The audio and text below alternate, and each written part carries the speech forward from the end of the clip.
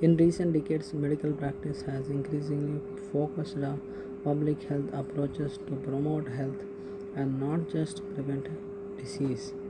Prevention of disease is a worthy individual and societal goal in and of itself, but it does not necessarily guarantee health.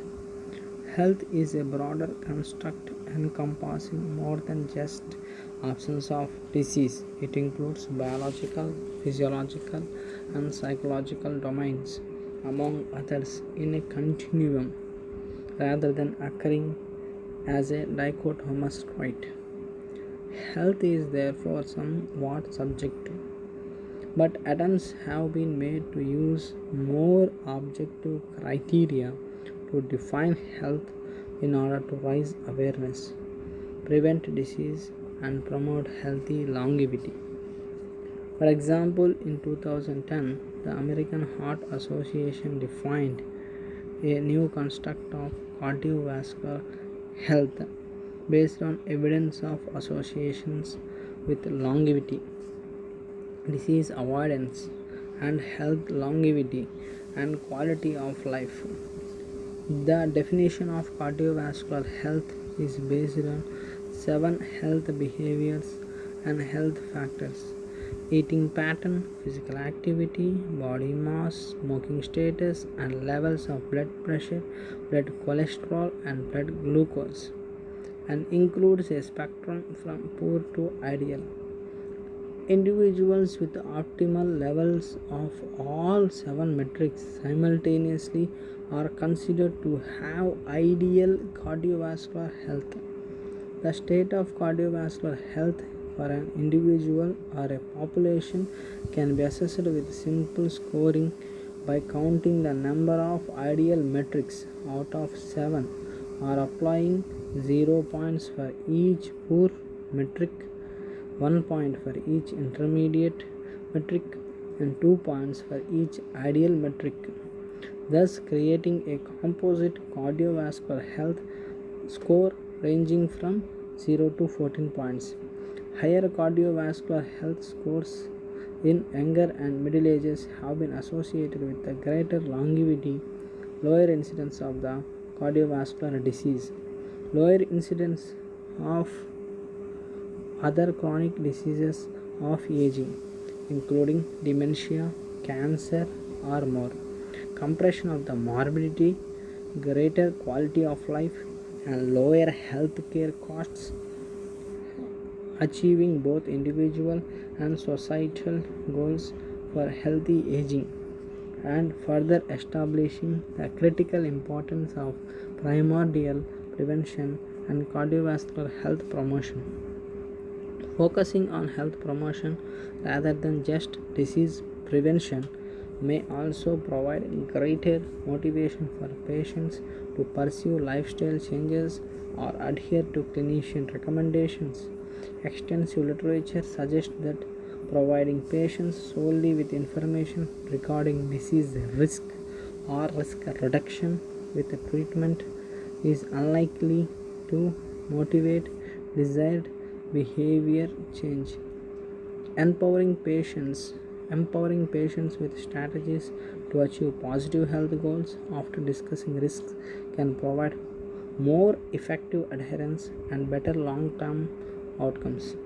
In the case of smoking cessation, enumerating only the risks of smoking can lead to patient inertia and therapeutic nihilism, and has broken an ineffective approach, whereas strategies that incorporate positive health messaging, support, and feedback with appropriate use of evidence based therapies have proven far more effective. Prioritizing prevention strategies. In secondary prevention, the patient already has manifest clinical disease and is therefore at high risk for progression.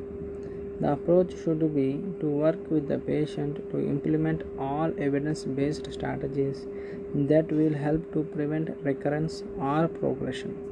This will typically include drug therapy as well as therapeutic lifestyle changes to control the ongoing risk factors which may be caused disease in the first place. Juggling priorities can be difficult, and barriers to implementation are many, including costs, time, patient health literacy, and patient and caregiver capacity to organize the regimen. Addressing these potential barriers with the patient can help to forge a therapeutic bond and may improve adherence. Ignoring them with ignoring them while likely to lead to therapeutic failure.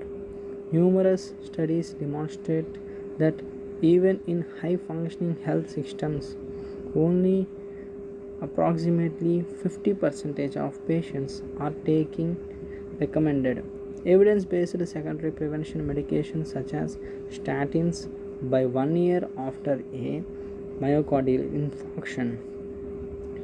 In patients who are eligible for primary prevention strategies, it is important to frame the discussion around the overall evidence base as well as an individual patient's likelihood of benefit from a given preventive intervention. A first step is to understand the patient's estimated absolute risk for disease in the foreseeable future or during their remaining lifespan. However, absolute risk estimation and presentation of those risks is generally insufficient to motivate behavior change.